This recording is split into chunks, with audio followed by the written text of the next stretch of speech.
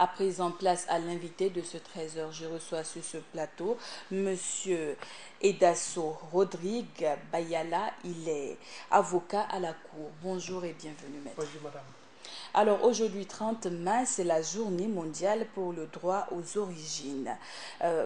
En général, quand est-ce parle-t-on déjà de droit aux origines? Oui, bonjour à tous vos téléspectateurs qui nous suivent. Il faut reconnaître que en fait, le contexte des droits aux origines est arrivé, c'est un nouveau, on peut le considérer comme un nouveau concept arrivé avec les nouveaux mécanismes qui sont mis en place, que ce soit au plan juridique ou au plan scientifique, pour donner la vie. Et concernant également ces enfants qui sont issus de ces différents procédés scientifiques qui donnent lieu à la naissance, et aussi par l'adoption. Est-ce que ces enfants ont droit de savoir quelles sont les origines, d'où ils viennent, comment ils ont été conçus et dans quelles conditions ils ont été adoptés. Alors, qu'est-ce qui fait le lien alors entre nationalité et le fait d'être un apatride? Oui, il faut reconnaître que la nationalité, c'est le lien juridique qui existe entre un individu et un État. C'est le fait pour une personne de faire partie de la population d'un État. Ainsi, et par ricochet, l'autorité que l'État exerce sur cette personne.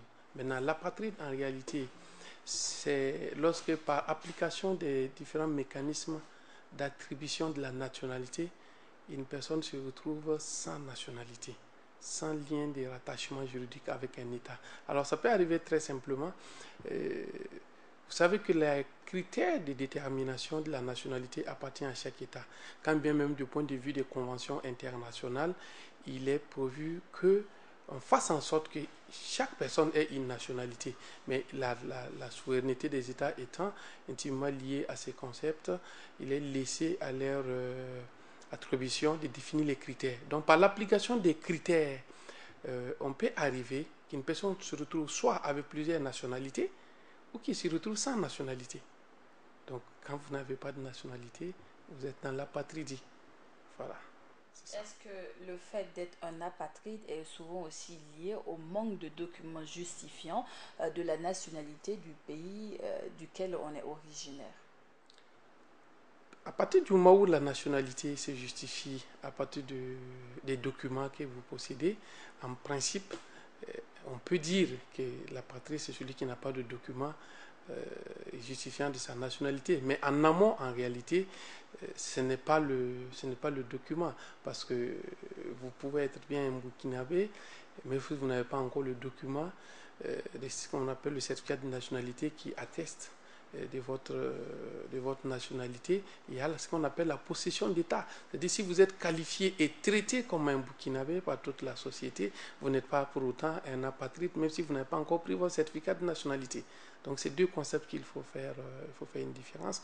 L'apatride, c'est celui qui ne peut pas se prévaloir d'une nationalité, d'un État donné. Et voilà. Comment arrive-t-on à être un apatride?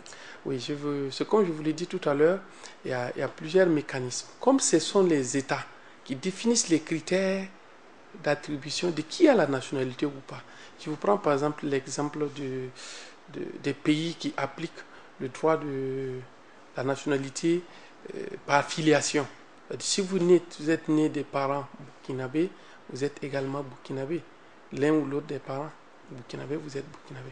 Si vous prenez un pays qui n'applique pas ça, vous imaginez qu'un Burkinabé qui est né d'un père burkinabé et d'une mère ivoirienne a la possibilité, je ne connais pas très bien la législation ivoirienne, mais a la possibilité d'avoir en même temps deux nationalités. Voilà, une binationale. Mais vous pouvez prendre des législations qui n'en tiennent pas compte. Qui n'en tiennent pas compte, donc de sorte que l'application de ces critères-là ne permet pas au nouveau-né ne permet pas à la personne d'avoir la nationalité. Donc du coup, il se retrouve dans une situation où il n'a pas de nationalité. C'est ça l'apatridie. Mais le fait de ne pas justifier de documents, ça c'est apparemment un autre concept. Et quelles peuvent être les conséquences sur le plan juridique pour ces personnes? Vous savez qu'en réalité, la question des nationalités ne se pose pas, se pose très rarement à titre principal. Voilà, ça se pose très rarement à titre principal. Si vous regardez toutes les conventions internationales sur la patrie, sur le droit des réfugiés, qui recommandent qu'ils soient traités avec tous les droits de la personne humaine, la question de la nationalité, de la patrie se pose de façon accessoire à la jouissance d'autres droits. Par exemple, on peut dire, si vous n'avez pas la nationalité burkinabé, vous ne pouvez pas, par exemple, au Burkina, accéder à la fonction publique ou à certains postes de travail. Vous ne pouvez pas être enrôlé dans l'armée. Vous ne pouvez pas exercer vos droits civiques et politiques. C'est un ensemble d'aspects accessoires qui se posent dans ces contextes. Sinon, ce n'est pas posé de façon principale que si vous n'avez pas la nationalité, vous ne pouvez même pas respirer. Non, c'est pas des questions. La nationalité ne se pose pas toujours comme une question principale. Voilà, se pose à l'occasion de la jouissance d'un droit ou d'une question principale qui est posée. Là, on voit que soit on a le droit d'avoir la nationalité, soit on ne l'a pas. On a vu dans certains discours, surtout en France, avec la déchéance de la nationalité. Y a-t-il un lien entre l'apatridie et la déchéance de nationalité? Bien entendu, puisque c'est un ensemble d'applications de mécanismes. Parce que la déchéance, effectivement, est prévue pour ceux qui ont acquis la nationalité. Ceux qui ont acquis la nationalité. Parce qu'on parle de déchéance pour ceux qui ont acquis la nationalité, parce qu'il y a ceux qui ont la nationalité de plein droit par l'attribution, soit par le droit du sol ou par le droit par le sang. Voilà, né de parents ou né sur le sol.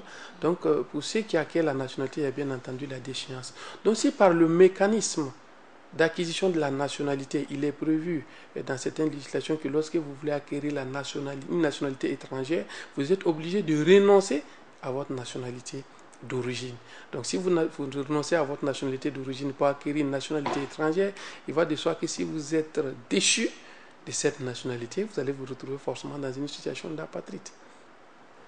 Alors, en général, que deviennent les apatrides dans un État?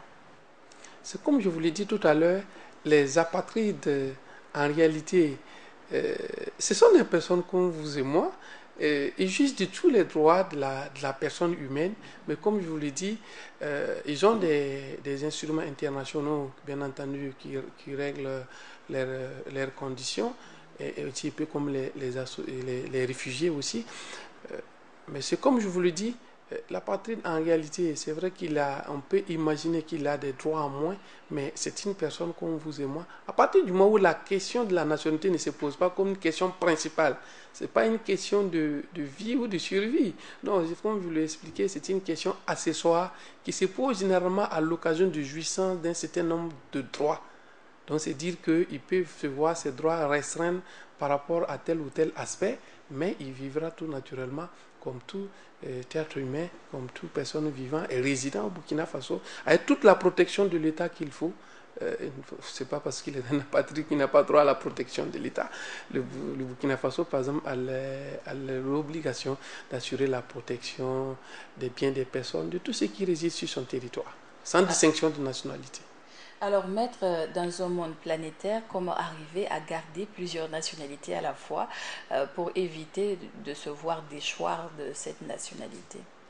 Ce qu'il faut faire, c'est d'être très attentif, de prendre connaissance de la législation, d'abord de sa nationalité d'origine, ainsi que celle dont on a envie d'acquérir sa nationalité, pour savoir quels sont les mécanismes de dévolution, les mécanismes de déchéance de l'État dont on veut acquérir sa nationalité et quelle est la conséquence, surtout si on acquiert la nationalité étrangère par rapport à sa législation d'origine.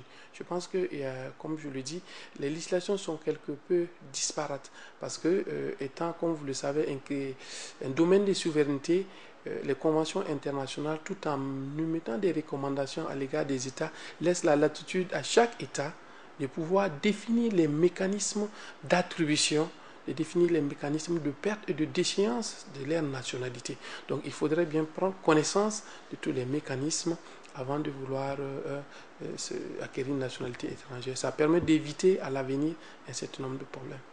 Merci beaucoup, maître. Merci d'être venu sur ce plateau. C'est moi qui vous remercie. Il était question au cours de cet entretien du droit aux origines. Était présent sur ce plateau maître Edasso Rodrigue Bayala, avocat à la Cour. Et c'est tout pour cet entretien qui met fin au journal du 13h sur la chaîne Burkina Info. À tous ceux qui nous ont suivis dans la ville de Ouagadougou et partout ailleurs dans les 45 provinces de Burkina, Wenakonveo.